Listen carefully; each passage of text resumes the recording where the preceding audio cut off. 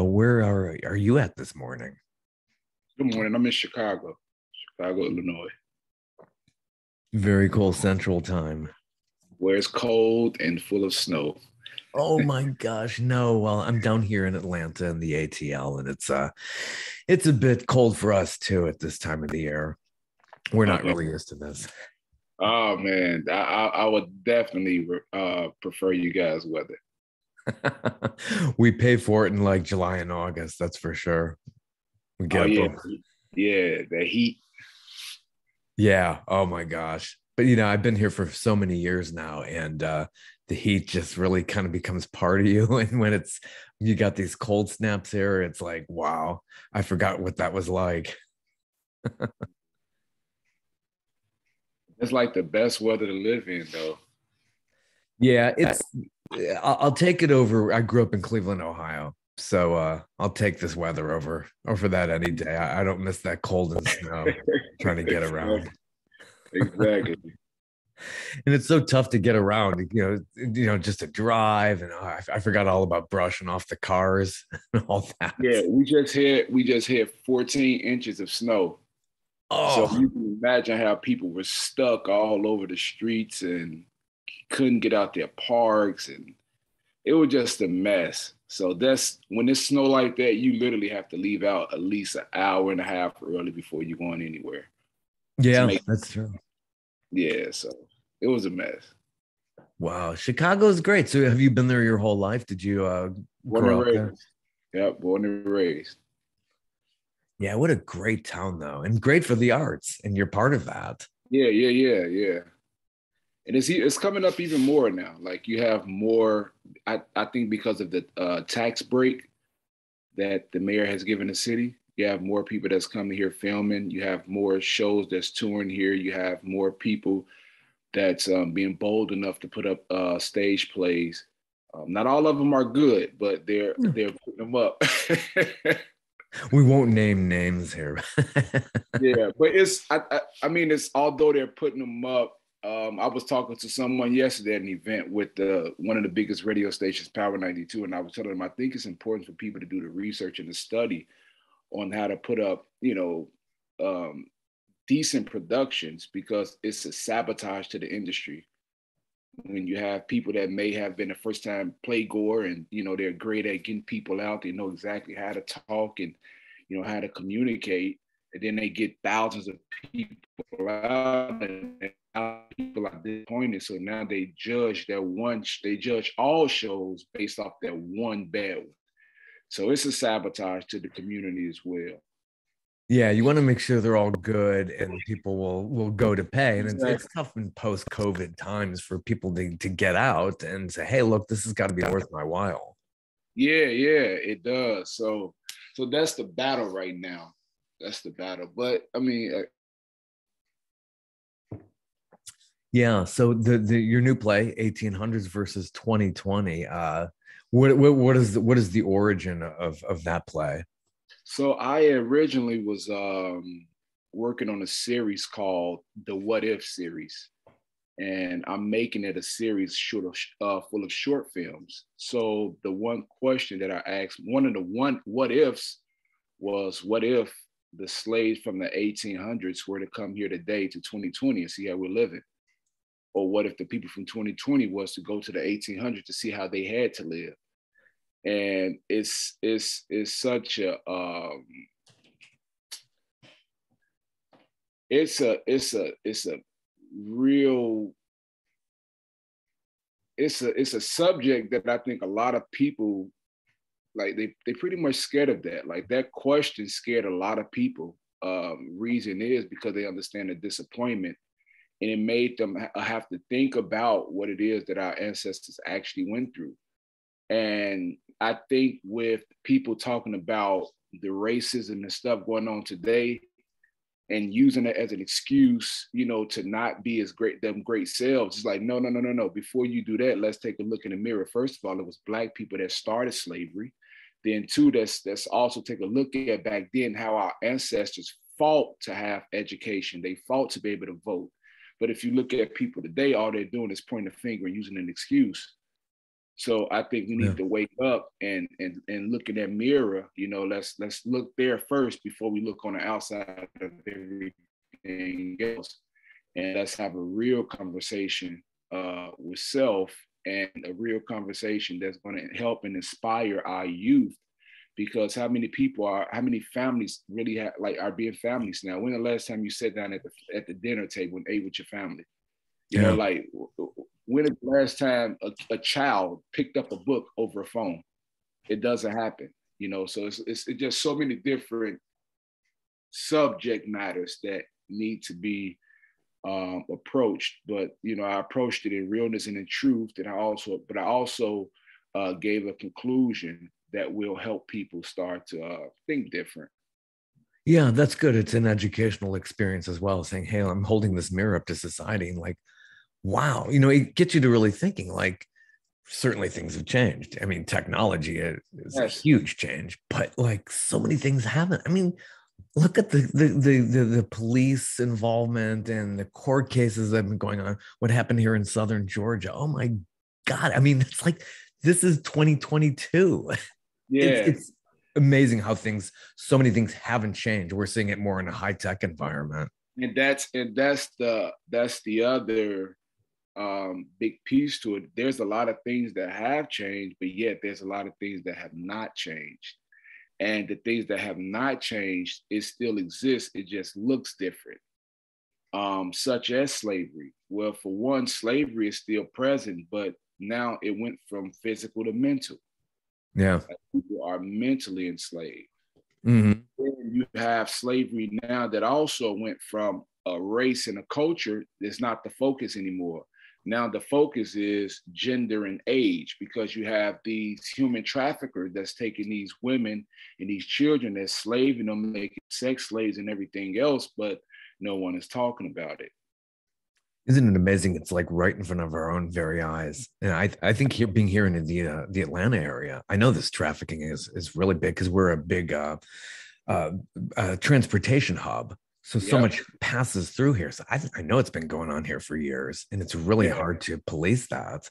And then here's the other part about it. What people don't know is back then in the 1800s, when slavery did exist, it wasn't a huge percentage that was pro-slavery.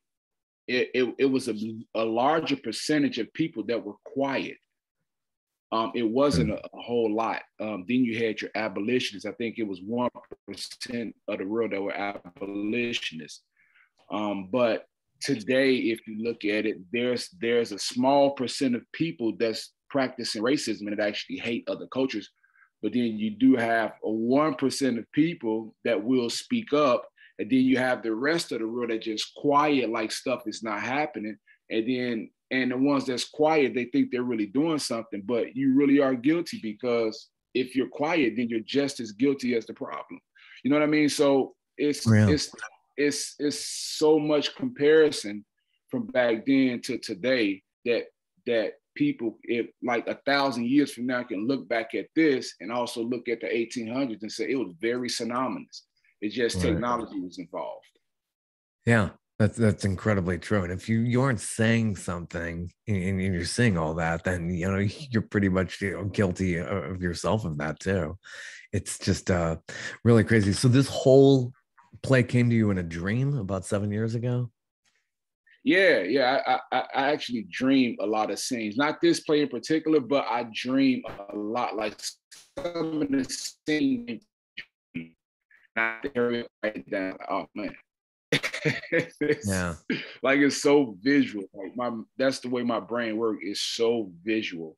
Like, I legit can, and it's not a weird thing, but I legit can see an entire scene right in front of me that no one else can see. I can see the colors. I can see the wind. I can see what cars drove past. Amazing. Like, yeah, just a different thing. And I just write them right away. I just write the concept. Like, my phone is full of it. My computer is full of it. I hurry up and write the concept. Then I try to go back to sleep and see if I'm gonna get some more. Then I get up and start writing. That's what true artists do, though. And I know a lot of musicians I've spoken with too. Yeah, it's it comes to them either in dreams, they're driving in the car. Oh, I gotta pull over, I gotta put Yeah, this on my iPhone.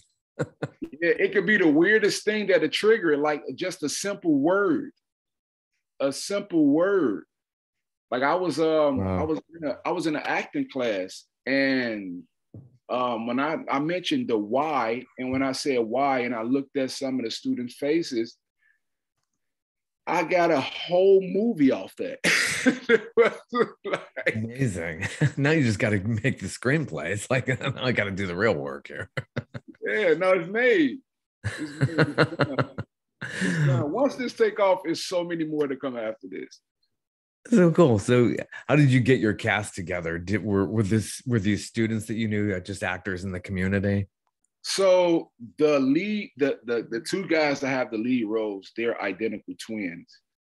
When I first had this vision and when I first started working on this series, I called them up and I told them, I said, "Hey, I have a project for you guys where you're going to be the leads." And they were ecstatic about it, because one thing everyone in the city of Chicago know, that if I say I'm going to do something, if I give my word, it's going to happen. Mm. So they were ecstatic about that. So that's how I cast them. I did put up a casting call from my website, where there was a lot of different actors that I work with. Yeah, there's people that I know, but what I try not to do so much is promise people roles. Only if I know, like, these are the perfect two for, like the twins. I could easily promise that, because you had the way I wrote it is, you had one that's a great great great great grandson from 2020. Then the other one was the fourth generational grandfather in the 1800s, and they look identical. Like, he looks just like his ancestors. So that's how I was easily able to promise them too. But everyone else, I had them audition. Although I knew that they could bring it, but I feel like when you have people come out and actually audition for one, that shows a different level of work ethic. Some people feel like they don't have to audition because they know how good they are. And I'm not about ego. I'm about work ethic. So whether people are good enough to do the role or not, I just had people come out just so that comfort level is not there to where you think you can do what you want within this production, because I'm non-tolerant for that. That's good. Yeah, it's really important to get ego. Check the ego at the door. That's what Quincy Exactly. Jones always said. And it's really important. And it's important to just get people in a more organic state and really work with them instead of dealing with the personality. So Demoris Burrows is Yep. your star, and his brother Demetrius. Uh, Demetrius. Yeah. how did you get to know them? So they took a few of my acting class, and they had so much potential, man. And they were so funny, so down to earth. Um, and they're much younger than me. So I just took them in my wings, like little brothers, man, and Yeah. just helped them as much as I could. Like right now, what a lot of people don't know is that Demores is an actual writer himself. So he Yeah. has a lot of little short films, and his brother is an artist. He raps. He also try to help with the writing. So they're like a 1-2 hit. So I try to help them location as much as my experience as I can with helping them produce their short film, just kind of mentoring them and training them through this whole little process. Seems to be a common thread. So he's done some work on Chicago PD, all those Yeah. Chicago shows. That's Yes, actually, a lot of the cast, like a lot of the cast has been landing, because it's here. It's here. yeah. They're filming everything here at Center Space. So a lot of the actors, like Eric Epps, he's been on Chicago Med as well as Chicago Fire. Lynette Shakespeare, she plays the granny. Such a great talent and actress. She's Uh, probably one of my favorite female actresses from Chicago, as well as Eric Epps. These two are my favorite act, and I'm actually working with them. But Lynette, she's been on Chicago PD. The twins, they've been in all type of commercials, and I think it was Demores that was on Chicago PD as well. Then I have Montel Griffin, ex middle heavyweight champion of the world. WBC light heavyweight Like, champion. yeah, Yeah. Montel Griffin. He gave Roy Jones his first loss, although it was controversial. You know, he gave Roy Jones his first loss. He has a big Wow. name here in Yeah. In Chicago. that world. Yeah. The girl, Lissa, what is Lissa's last name? Is it Hurd? Lissa Hurd. She plays Miss Mabel. She's a comedian. She's very much on the rise for comedy, coming out of Chicago. So much to where even Lil Rel recognizes who she is, and like really rooting for her. Like she's so funny. So just it's a cast full of good talent that has some experience. Yeah, you're blessed that way too. And just finding such great talent there in Chicago. It's Oh yeah. talk about comedy. I was there years and years ago. I've been there a few times, but Second City really just wowed me. I was like, these people are geniuses. Just seeing how they work things out on stage, and improv is just like, I think that's an amazing training ground. Yeah, it is. Chicago is really, really, really good for that, man. So many creatives here. So many. How many Chicago series are there? Are they all on NBC? There's Fire, there's Police, there's like a Med one. Fire, you have Med, you have PD, you have the Power book now. Was it Power? 50 Cents, I think they're filming here now. Wow. You have Shameless. You have the show 1440. I think that's what it is. 1400. It's all purely in Chicago. Yeah, Shameless. I love. What a great series. I was actually on Shameless. Oh, really? Yeah. Wow. So true story about Shameless. I played the role of what was my name? Oh my gosh, I can't remember my name, but I had a nice role in Shameless on one of the episodes, on two of the episodes. So I did so well. Yeah, I did so well. This on the last season. I did so well. I probably saw you. Probably so, yeah. Because I saw it towards the end. Okay, and I was supposed to be on more episodes. So my agent got the call. I want to say in closer to the end of February, she got the call from them saying, "Hey, we decided to bring Richard character back and make it recurrent. We're going to be flying them out to LA in March, and tell them prepare to be here for at least a month, a month and a half." I'm like, that is great news. And then guess what? COVID, right? Oh my God. I know so many stories I hear about that. So disappointing. Even this show, 1800 versus 2020, was running. It was doing great. And we were going to have more runs. And I was going to run this thing until it was time for me to go to LA to film with Shameless, because they do have a set out there where they film some of the scenes. But this I had to shut this down. And lost money, I lost marketing money that I gained prior to. So I guess it really wasn't a loss, but yeah. Man, that's awful. Shameless. I just love that cast too. Everybody seems very down to earth. It must be a really good crew. It's so weird. I don't watch television. So the lead guy, is it Ethan? Ethan, his real name? Yeah. Forgot his name. Yeah, Ethan. So I didn't know who he was. I don't watch television. Yeah. He just came talking to me, and we legit talked the entire time I was filming. Then come to find out, when we go to one of the sets, there's hundreds of people waiting on him. Wow. Waiting for pictures, autographs. And I'm like, you did not, like, you the lead? Like, keeps it real. Yeah, he just down to earth. Like Ethan, he just a great guy. Yeah, you could kind of tell on those kind of productions. It's like, and that crew's been together so long, and they did tons of seasons, like what, 11 seasons or something like. That's a long time. Yeah, 10 years. Yeah, those people just like, in some, people grew up on that show, so it's like, he's one. Yeah, he's been on that show since he was 10 years old. Since he was 11. He was 21 at the time when it stopped. Yeah. So, oh my gosh. So growing up in Chicago, you got into basketball? Absolutely. Yeah. You play in the Yeah. neighborhood and then just got into it through school. Yeah. So, well, not even play, so at first I was boxing and playing football. I wasn't much of a basketball fan. My cousin was playing basketball. He actually went to the NBA. His name is Luther Head. Hmm. So just growing up, I wanted to go to college once I started to hear about different, like I didn't know college existed at first.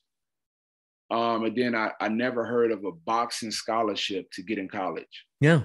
Who So would I'm have like, known? let me stop this and let me play basketball with my cousin since he's playing basketball, and I'll use this as a tool to get to college, because what I did not want to do is end up dead or gang banging, because of my environment and where I grew up at. Sure. Sure. So I made up my mind to play basketball. And I gave it a lot of focus, and I actually had a growth spurt. Like I grew from 5'10" to like 6'3" in a matter of a Wow. year.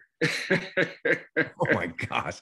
Couldn't keep up with the wardrobe. I'm sure that had to be tough. Not at all. Yeah, within a year, I stretched out at least 5 inches. And yeah, I ended up going to college, playing basketball, played NCAA Division I, traveled the rural. Wow. I loved the experience. But one thing I had in my mind is there's thousands of athletes trying to make it to the NBA. And although I knew I was good and I had a lot of heart, but I always had it in my mind that I would not let basketball use me, but I will use it. Yeah. Yeah. And what I meant by that, I've seen a lot of athletes that did not know how to give up basketball because they wanted to keep striving for a dream that they, one, became too old for, and two, that they just wasn't good enough for. So that wasn't going to be my story. So I'm like, hey, look, I got through college for free. I Yeah. don't owe anyone. I have an education. I experienced traveling the world. It was my first time ever flying out of Chicago when I started playing basketball. First time I left Chicago. So I felt like it helped me a whole lot and it grew me up. So it was time to just move on to something different. That's great. So then you got into modeling and then finally acting after a while. Yeah, yeah. The modeling thing, it was good, but it was just real weird to me. It's like, okay, so I have to walk and Yeah, that's got to be after doing basketball. yeah, yeah, Me. yeah. It's like if people gonna cheer, it's because I done hit a shot or made the slam dunk or something. Like I just Yeah. have to walk and that's it and pose. Like, all right, There's a real skill to that, right? So it's like everybody who models, it's like, yeah, you got to have a certain knowledge and a skill on how to strike that pose, I guess. Yeah. I'm like, it's a little weird, you know. Then I guess it came even harder because as soon as I would come out to the runway, you would hear the ladies cheering and That's got to like, be weird. no, that wasn't weird. It's like ladies cheering for. No, you usually think of modeling, you think it's usually females are usually doing that so much, but guys have been doing it too all along, and Yeah, probably more so yeah, now. yeah. But it was a good experience, and it later on transitioned me over to the acting world. And once I gave acting a shot, they say there's a bug that bites you with acting. Oh yeah. That bug bit the hell out of me, and I've been doing it ever since. I haven't stopped. It's been 11 years now. Oh, that's great. So what actors have you followed along and you kind of not want to be exactly like, but it like have inspired you? Oh, Denzel Washington for Yeah. sure. Brad Pitt, Leonardo DiCaprio, um, Forrest Whitaker, and what's this guy name? Yeah. Forrest Whitaker is amazing. I love King of Scotland. Um, Denzel Washington. He was actually here in Atlanta doing Flight with Robert Zemeckis. Oh Just- man, he's just that dude is yeah. amazing, man. You put him in anything. It's just and he can go from light roles to something incredibly heavy. I think he's one of these actors who pretty much like to stay in character throughout the entire production, like Yeah, doesn't Like once the cameras aren't rolling, he's still in character. There's some people Yeah, like that. yeah. He's actually on my wish list because I wrote 1800s verse 2020. I wrote it into a movie, and the role that I'm playing for the stage right as of right now, I have Denzel in mind to play my role when I do the movie.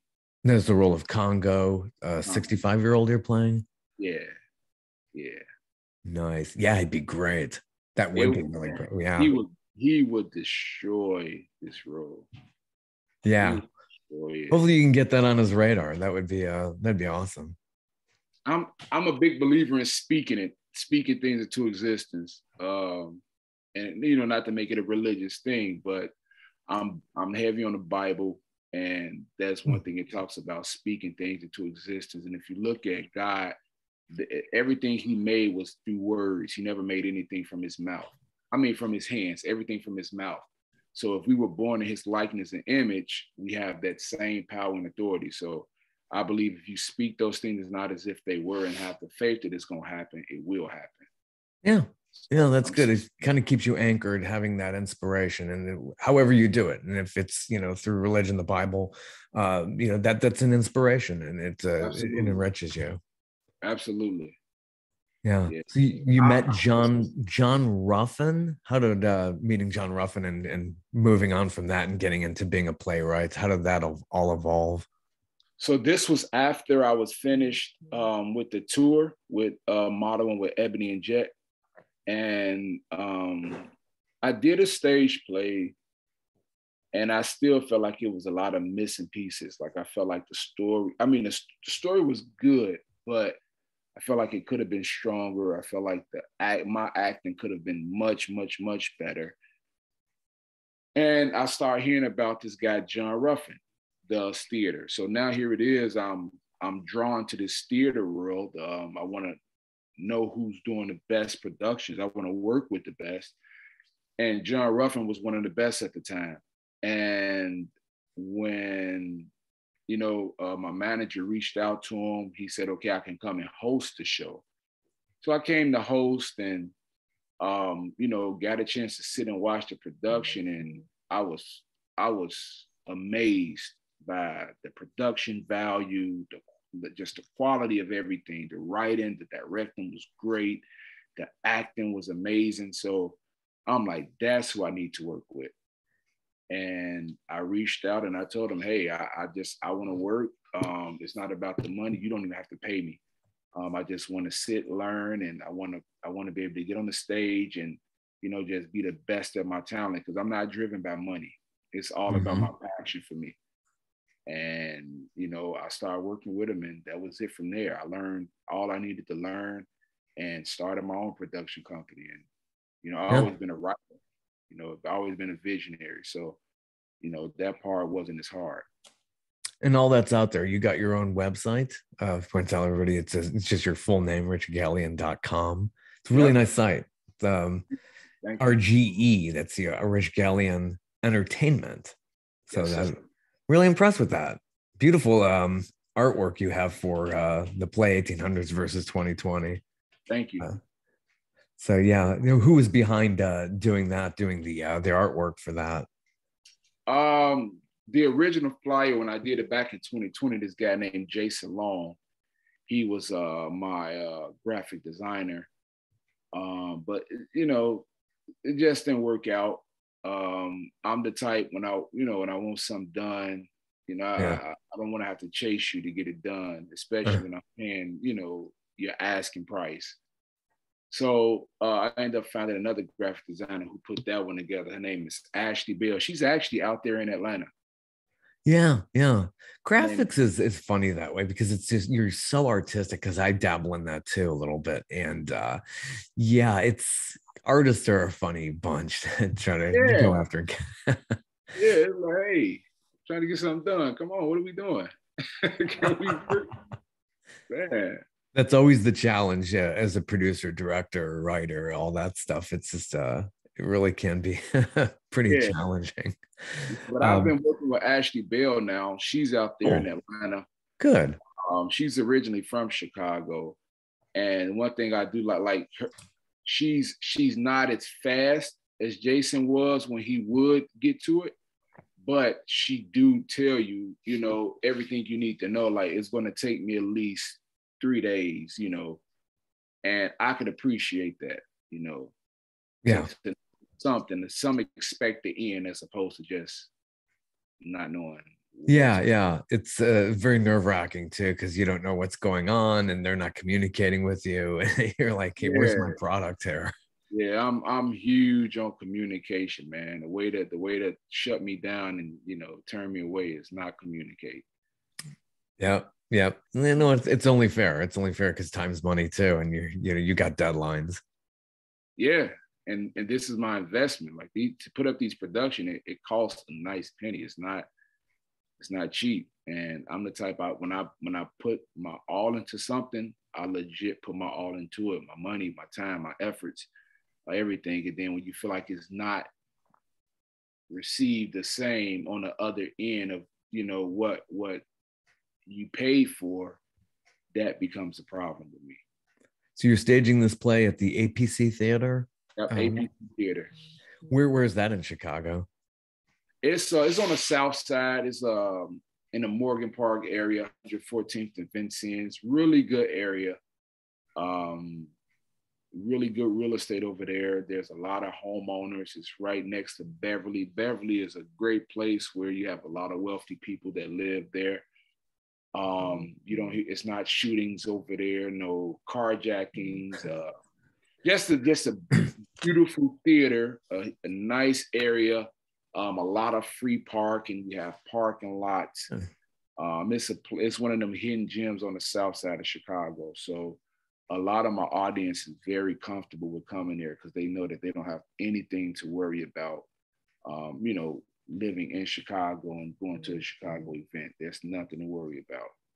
Yeah, we have a lot of those issues in Atlanta in its own way too, but I know Chicago's gotten a really rough rap in the last number of years. It's like, oh yeah, always been held up as this example of it. See what happens when you got so and so running this place. It's like, yeah, come on. yeah. It's happening everywhere. It really is. It's just we have a lot of challenges. Seems like almost every other day you got something going on here in Atlanta. Yeah. So earlier plays that you've worked on, one called No More Sheets. What was that one all about? That was John Ruffin's production. Well, that's the one that I hosted. That's the show that I You saw hosted it. called No More Sheets. Yeah. The first show that I've done with him was All for Love. Yeah, but No More Sheets, it was a good show, just about how people that's in these different institutions, whether it's business, religions, whatever, these institutions, to where when you take the cover off, the things that they were, you know, doing behind closed door, you know, there's a big shock that happens, but it's no more sheets. You can't cover it up anymore. Oh, sounds good. What's the role of host as they stage that? So just your host, introducing the audience to the production, you know, and that was pretty much it. Kind of like the MC, but just for a play. Yeah, yeah. Nice. And All for Love sounds like a really good story too. Oh yeah. It was really good. The main storyline I remember about that was about it was a few guys that were in prison, and you had 3 of them there that were innocent, and one, you know, that was there that he admitted to his, you know, his wrong of what he did, but he felt like he did it all for love. But at the same time, there's consequences, whether you do it for love, hate, whatever reason. There's a consequence to everything. Oh, yeah, boy, that's true. Sometimes people are just like so misguided from being attracted to something like, yeah, I just did it all for love. I just want to basically just get out there and just do it. So, yeah. What were your other credits here? I said that you were in Transformers 4. That was all done in Chicago as well?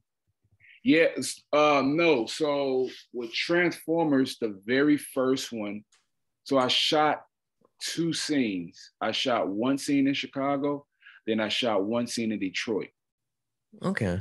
But they end up only using one scene. Like Michael Bay, he filmed a lot. Like he get a lot of footage. So his whole thing is he'd rather have more than enough than not have enough, because it's hard to kind of redo that scene Go and go back and have back. to shoot more. Yeah. Yeah. So he just get a whole bunch of footage, and they just pick and choose, in a cutting room. Like they just pick and choose what they're going to use to help with the story and what's going to move the story.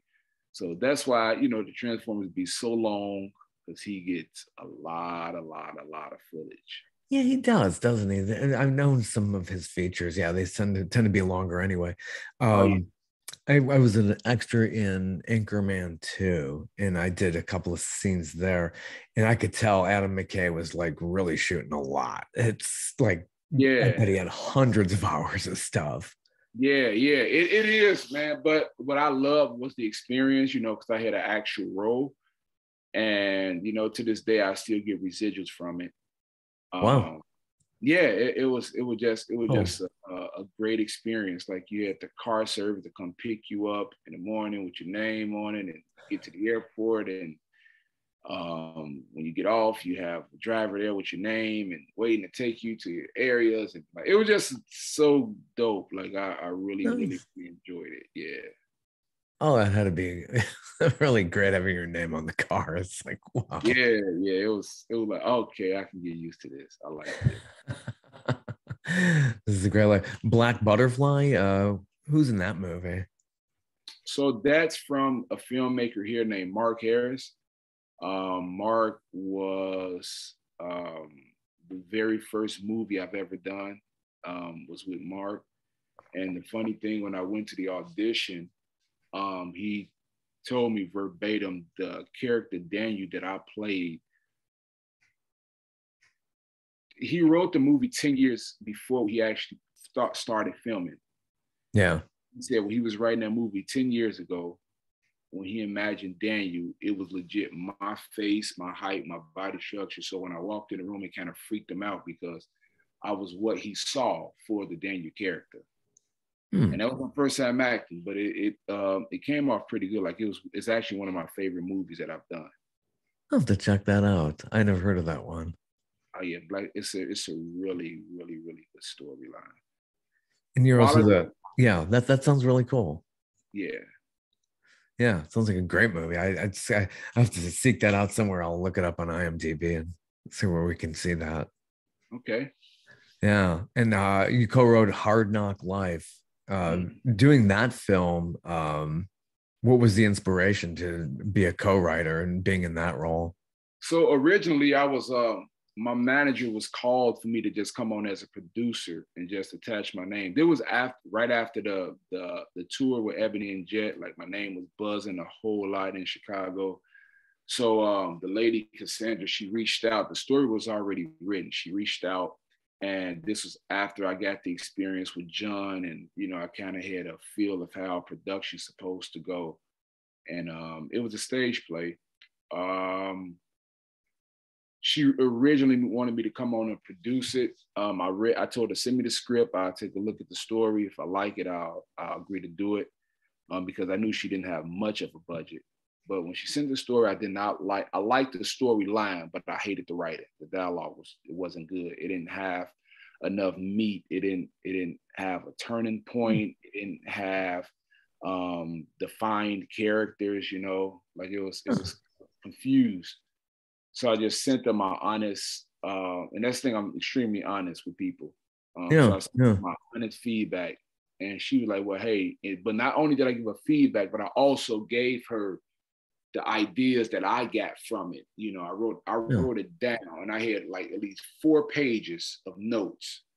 And she like, well, hey, since what she appreciated is that I didn't just tear her script down like others did, but I also gave a conclusion and expected in on how it can look if she were to change the dynamics of things.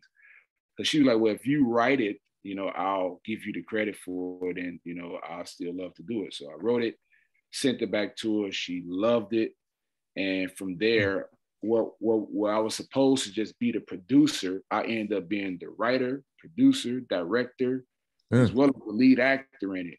Because all these other guys, I don't know, this guy, I don't know. It's a certain work ethic that you just have to have, and there's an expectation that I have, especially if I'm producing something, like it has to be great. My name is on it, and Huh. you know, people just used to doing what they want, and that just wasn't Yeah. happening.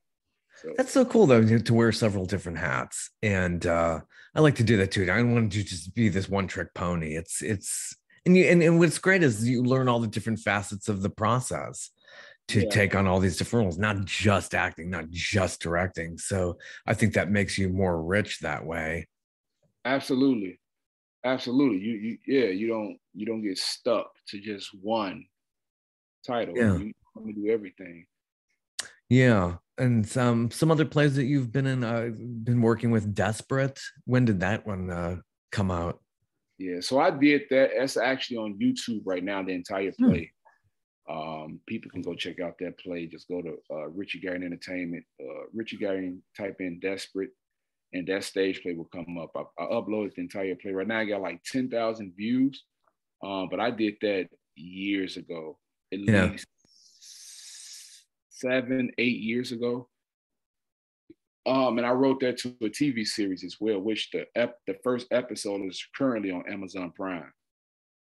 Nice. That's Yeah, that was one of my favorite stories. I mean, that was a really good story. I liked. A lot of people was able to relate to it, because it talked about real life, and it shows that people from every walk of life, whether you're a politician in jail, living in a impoverished community, whether you're wealthy, everyone can experience some form of desperation. It Mm. just looks different on them.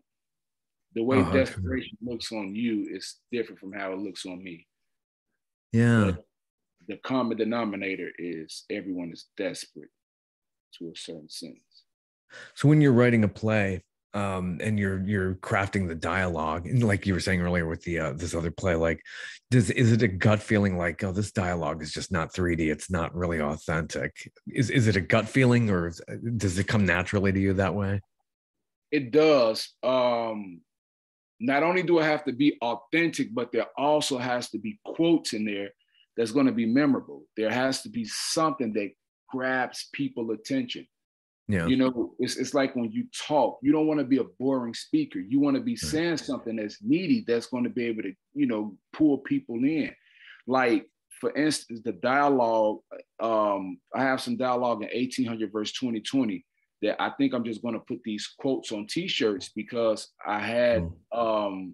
like, there's one where I say, the day you born, you look like your parents, but the day you die, you look like your decisions. And that's a real thing. And a lot of people really took heed of that quote, like, Oh yeah. and it's a memorable thing. But to get to that, there has to be organic dialogue that makes sense, that people can make personal, that they can grab. And if the dialogue don't do that, then we just need to revisit it. Yeah. Hey, good marketing strategy. Put all that on shirts, all the quotes. Um, Yeah, yeah. get people out to this play. 1880s versus 20. So this is playing now. What are the dates? It's playing at the APC Theater in Chicago, happening this month as we speak. Yep, it opens up February 12th, and it's playing every weekend until the end of the month. So we're going 3 weeks strong. We have February 12th and 13th, which is Saturday and Sunday. Then the following week, Saturday and Sunday. And, of course, we're doing it every weekend. And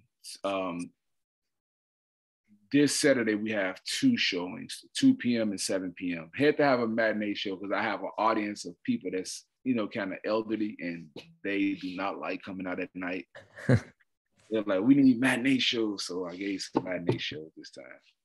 Yeah, it's important to get a wide variety of audience members, and yeah, who knows Oh, who likes yeah, to go out at night.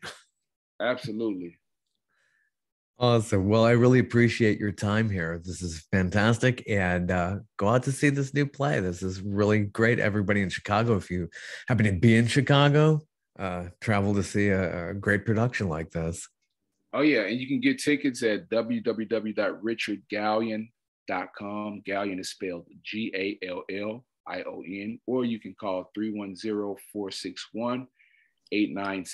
Again, that number is 310-461-8973. Awesome. Thank you for your time. All right, And thank best you. I wishes. appreciate you. Take care. Have a good one. All right, you too.